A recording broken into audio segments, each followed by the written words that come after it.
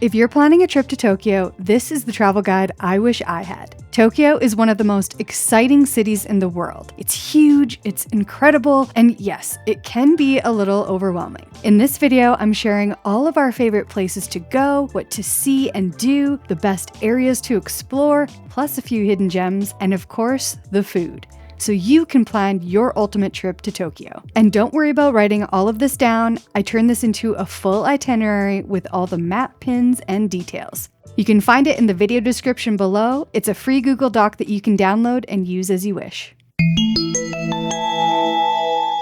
The next station is Tokyo. One of the most important things to understand about Tokyo is that it's not really one city. It's a collection of neighborhoods, each with its own vibe, personality, and things to do. So instead of trying to tackle Tokyo all at once, it helps to think of it in sections. You've got areas like Shinjuku and Shibuya, which are busy, energetic hubs filled with shopping, nightlife, and major transit connections, and probably what you picture when you think of Tokyo.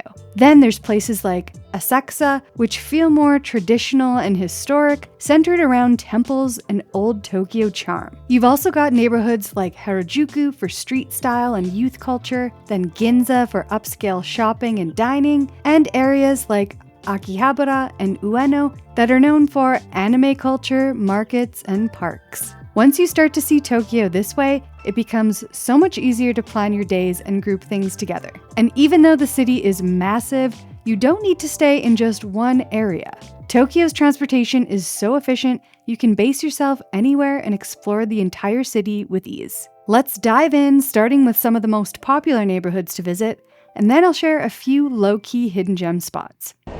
The next station is Asakusa. Asakusa is easily one of our favorite neighborhoods in Tokyo, and it's a great place to start because it gives you a glimpse into what the city used to feel like. This is where you'll find a more traditional, historic side of Tokyo, centered around temples, old streets, and a slower, more relaxed pace compared to some of the more busier areas. It's a good home base because there's lots to explore and eat. The heart of it all is Sensoji Temple, the city's oldest Buddhist temple, dating back to the 7th century. It's a beautiful, beautiful sight, both day and night. And the walk up to it along Nakamiza Street is an experience in itself. It's lined with stalls selling snacks, souvenirs, and little local treats. I highly recommend looking for the sweet potato creme brulee, a sweet treat but also offers tons of fiber, which is hard to come by in Tokyo. And one of the most fun things to do at Sensoji is to draw an omikuji, which is a traditional Japanese fortune. You shake a metal container until a stick comes out with a number and then match it to a drawer to receive your fortune. If you get a good one, great, you keep it. But if you get a bad one, you can tie it to the racks nearby to leave the bad luck behind, which is why you'll see all those little papers tied around the temple grounds. Then head to the Asakusa Culture Tourist Information Center. There's a free observation deck that gives you one of the best views over the neighborhood and straight toward Tokyo Skytree. We also took a rickshaw tour through this neighborhood, and it was a fantastic way to cover a lot of area and get some great photos. I also highly recommend going to the Acai Sky Room for drinks with a view. Many people visit Asakusa for the day, but there is so much to see and do here. I recommend staying in this neighborhood for at least a couple of nights. This is also where we took a sushi making class. Since we eat so much of it, we figured it was time to learn about how much hard work goes into each piece. We learned how to make rolls and nigiri, and they made the whole experience super fun and entertaining. And yes, we got to eat what we created. And one of my favorite things we did in all of Tokyo was the sumo wrestling show. They serve you a traditional sumo wrestler meal, and then they teach you all about this sacred and historic sport and demonstrate it. And it's very interactive. Oh my gosh, I'm sorry. Oh my gosh. Almost a half face. It's especially fun to be in this area in the evening because of Hoppy Street, a super casual strip lined with small eateries and izakayas, which are traditional Japanese bars. This is where people come to gather for drinks and comfort food because it's often referred to as Simmered Dish Alley because of all the slow-cooked dishes served here. And hoppy is a light, beer-like drink that's traditionally mixed with shochu. We loved the nostalgic Showa-era feel of this place. You'll see lots of locals here too, along with tourists, so it definitely feels like one of those classic old-school Tokyo experiences. And we also ate okonomiyaki here. It doesn't look like much while it's cooking, but it is oh so tasty. This is basically a savory Japanese pancake made out of a batter mixed with cabbage and eggs and all kinds of other ingredients. It's most famous in Osaka, but very good here too. I definitely recommend trying it. Look at his jammies. And the Sumida River Walk is so lovely at nighttime. Perfect for a quiet stroll to enjoy the lights and views of Tokyo Skytree all lit up. Not far from Asakusa, just across the river, is the area around Tokyo Skytree. It's pretty synonymous with any skyline image you see of Tokyo, and it's massive seeing it up close. Now, you can certainly go up there and enjoy the view, but since we had already had a great view of the city from the Asahi Sky Room, we just wanted to see the tower from a few different angles.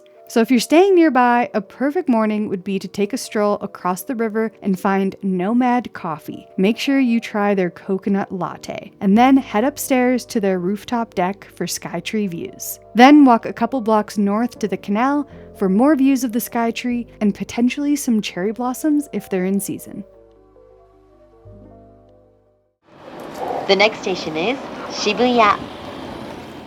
From here, we're going to shift into a completely different side of Tokyo, Shibuya. It's trendy, fast-paced, high energy, and packed with some of the most iconic sights in the city. It's that Tokyo you probably picture in your head. Bright lights, huge crowds, and a non-stop buzz of activity. At the heart of it all is Shibuya Scramble Crossing, one of the busiest intersections in the world where hundreds of people cross from every direction all at once in this perfectly choreographed chaos. Now, some people say it's just a crosswalk and don't really understand the hype, but we had so much fun being all swooped up in it. I highly recommend having some fun, crossing it a few times, and just getting lost in the crowd. Once you've done that, head to Mag's Park Rooftop Lounge. It's at the Magnet 109 building. The entry fee is 1,800 yen, but it comes with a drink, and you get breathtaking views of the Shibuya Scramble. It's a great vantage point. We came here right before sunset and hung out for about an hour just watching the chaos and making fun time-lapse videos. It was a great time and definitely worth the price. To round out the Shibuya experience though, I think you should really stay at a hotel around here on a high floor. We stayed at Hotel Indigo, and our view was absolutely insane. This is when it finally hit us that we were actually staying in Tokyo. Of course, there's endless shopping around here, and don't forget to say hi to Hachiko, the beloved dog statue. And if you like Japanese car culture, well, I'll let these pictures do the talking.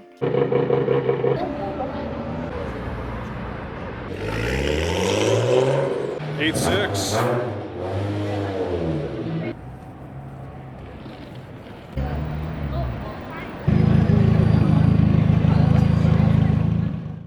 One of the most unique things you'll find in Tokyo are the yokochos, these narrow alleyways lined with tiny bars and restaurants that feel tucked away from the rest of the city. The Shibuya Nanbai Yokocho is one of our favorites. There's a cluster of small traditional spots that feel like stepping back in time right in the middle of modern Shibuya. Take a stroll through and you never know what you might find. On this night, Chris felt like trying a special type of shot, habushu, which is a traditional rice spirit from Okinawa. Kind of like sake, but it's infused with a venomous snake, a type of pit viper apparently. If you're not that adventurous but still want a lovely nightcap experience, go find the Whales of August bar. They make film-based cocktails. Now, I don't want to give away too much here, but you choose your drink based on your favorite movie. I recommend the Lost in Translation cocktail and the Titanic. And if you can, sit at the bar to chat with the bartenders. It was a lot of fun. Now, after a few cocktails, karaoke is always a good time. The next station is Harajuku.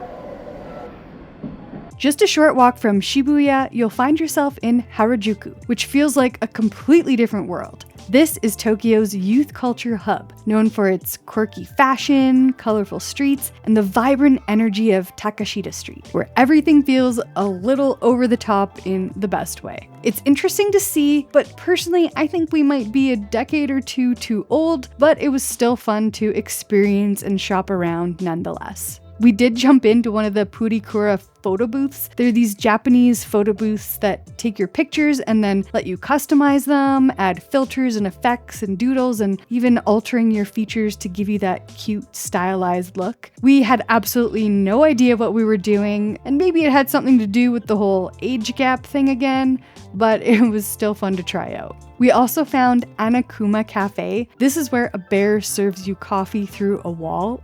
It was a cute little experience, very interactive, and makes you feel all warm and fuzzy inside. If you're nearby, I would check it out. This portion of the video is sponsored by Nomad Lane, and their bento bag is one of my favorite travel bags. I'm so glad I brought it on this trip to Tokyo because it's a great personal item for long-haul flights, but also for keeping all my essentials organized while we move between hotels. On travel days, it's honestly the best personal item. It has all these thoughtfully designed compartments, and what I love is that everything is accessible from the outside, so I can quickly grab whatever I need without opening up the whole bag. It's especially useful at the boarding gate when I need my passport or documents right away. And then, once I'm on the flight, it fits perfectly under the seat so everything stays within reach the whole time. It just makes the entire travel day feel way more organized. Nothing gets lost, and I'm not digging through one big black hole trying to find things. It comes in a bunch of different colors, but personally, I love the black as well. It just goes with everything and feels really sleek for travel. It even fits under the aisle seats, which are usually a little smaller. If you're looking for a functional personal item bag that actually keeps you organized and looks great, I've linked it in the video description and pinned comment below. The next station is Shinjuku. From Harajuku or Shibuya, it's a quick jump into Shinjuku, which feels like Tokyo turned all the way up. This is where you'll find neon lights, towering skyscrapers, and that classic electric Tokyo energy. It's also home to Shinjuku Station, the busiest train station in the world. So this area is not only exciting, but incredibly well connected. You've got Kabukicho, which is Tokyo's famous red light district. It's buzzing at night and home to some of the city's most iconic sights, like the Godzilla head peeking over the buildings and the giant 3D cat billboard. It's kind of the gritty side of Tokyo, but it's fun to experience. You'll also find those izakaya alleyways here, the tiny yokochos packed with small bars and restaurants that feel gritty, atmospheric, and very old-school Tokyo. The two most famous are Golden Gai and Omoide Yokocho. This one was our favorite. It's filled with lanterns, and many of the bars can only hold about 6 people. And if you're 6'9", some of them have less room than an economy class seat. But the drinks are cold, and most of them specialize in yakitori, grilled chicken skewers, which makes it the perfect place to hop around and try a few different spots. This was also our favorite area for karaoke, which is an absolute must. It's such a fun, very Tokyo experience where you get your own room to sing your heart out, overlooking the neon lights below. We also booked an evening food and drink tour here in Shinjuku. This was the best. I would highly recommend doing this on your first or second night to help you get acquainted, and our tour was so much fun. We went to multiple spots and learned about some local dishes, had plenty of sake, including the proper way to consume it, as well as we walked away with great recommendations for the rest of our trip from our tour guide. For one of the best free views in the city, and I would say a must-do on your itinerary, is head to the Tokyo Metropolitan Government Building. You can take an elevator up to the 45th floor observation deck and look out over the entire skyline. And on a clear day, you'll get to see Fujisan. Absolutely beautiful and stunning up here. It's free, and there's also a great gift shop and little cafe as well.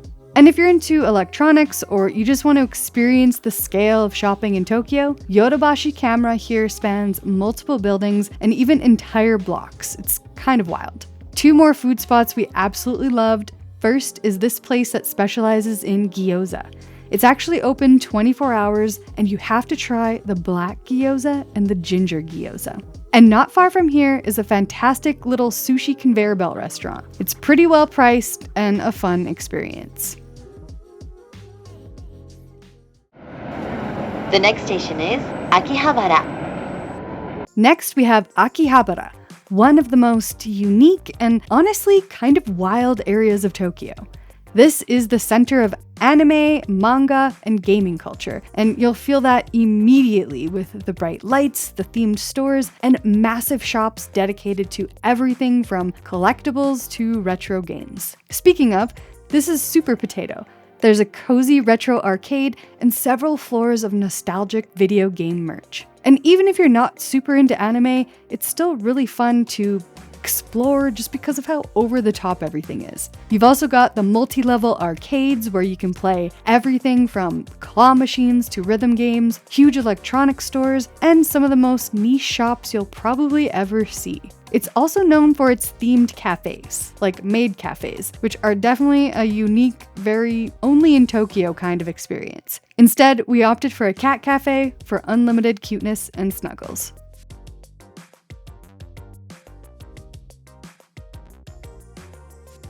We also found a new favorite meal type here called suramida, which basically translates to stamina bowl, which is a big hearty bowl of rice and your choice of meat. You just order from a screen as soon as you walk in, and then they bring you your meal. Mine even came with an egg that you crack over top and then mix in. Oh, delicious. It was the perfect lunch to fuel a typical 20,000 step day in Tokyo. And if you're a train enthusiast, make sure to check out this spot.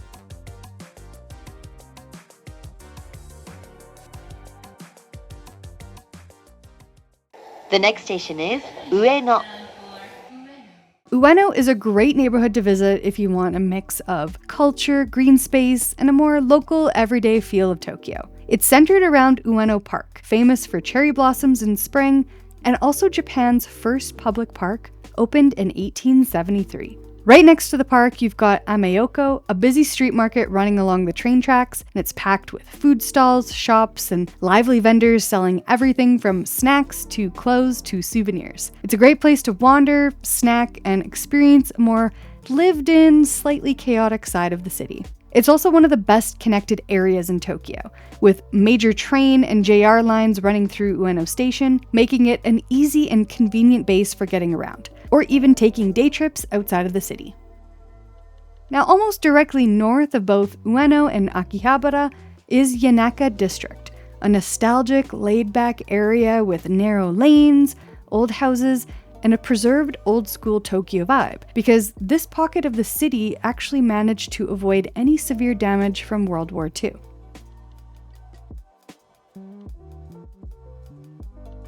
We enjoyed some quiet strolls through this area, and we even found this little shrine and temple dedicated to the god of leg strength. Check it out for all of you who never skip leg day. We also popped into Kayaba Coffee, an early 1900s house with tatami seating upstairs. It serves coffee, sandwiches, and cheesecakes.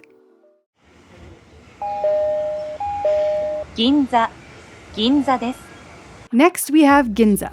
This is Tokyo's luxury district, known for high-end shopping, beautifully designed flagship stores, and some of the city's best dining. It feels clean, refined, and a little more relaxed compared to some of the busier neighborhoods. Even if you're not planning to shop, it's still worth coming here just to walk around and take it all in. And if you're watch nerds like us, the Seiko House clock tower is a must-see. Then stop by the Sapporo Black Label Bar. Here you can get a beer so good they call it perfect. Literally. I promise you've never had a beer as smooth and silky and perfectly cold as this one. If you're after a more low-key beer stop, Ginza Lion Beer Hall has been around since 1934, and it's a must-stop for hydration break.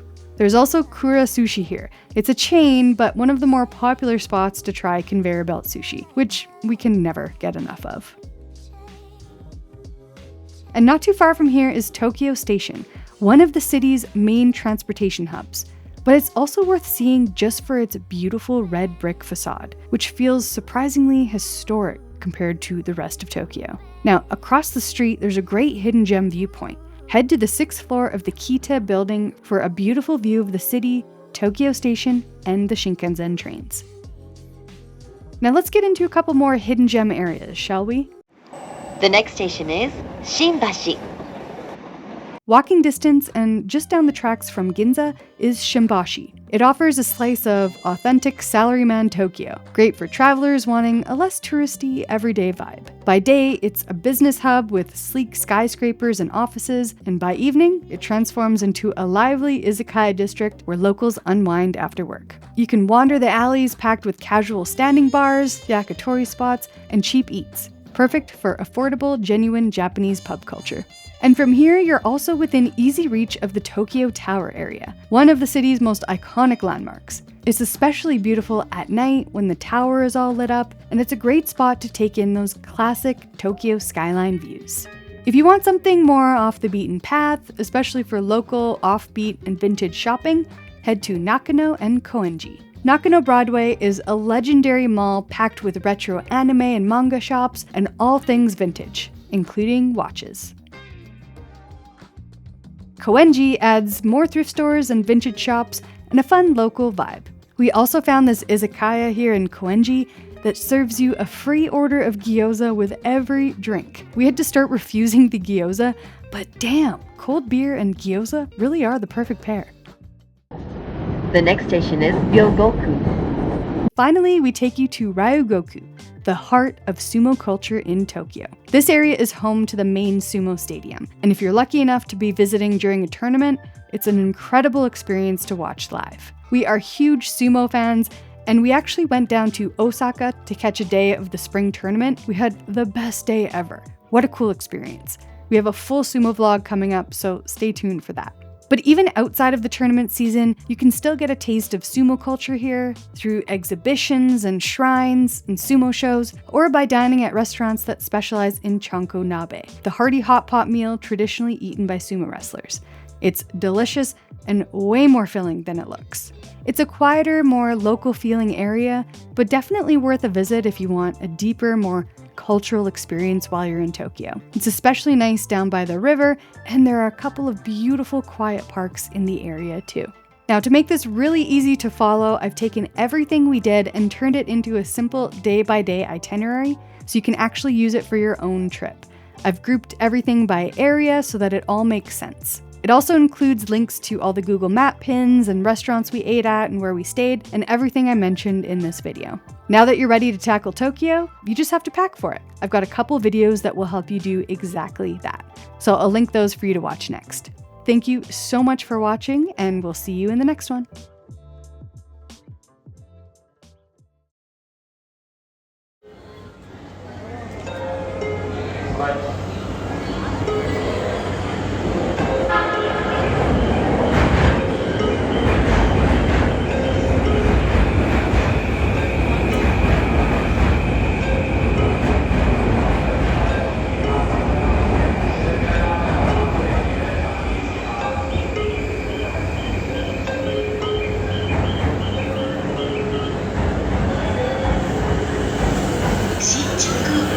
Shinjuku ご乗車ありがとうございます。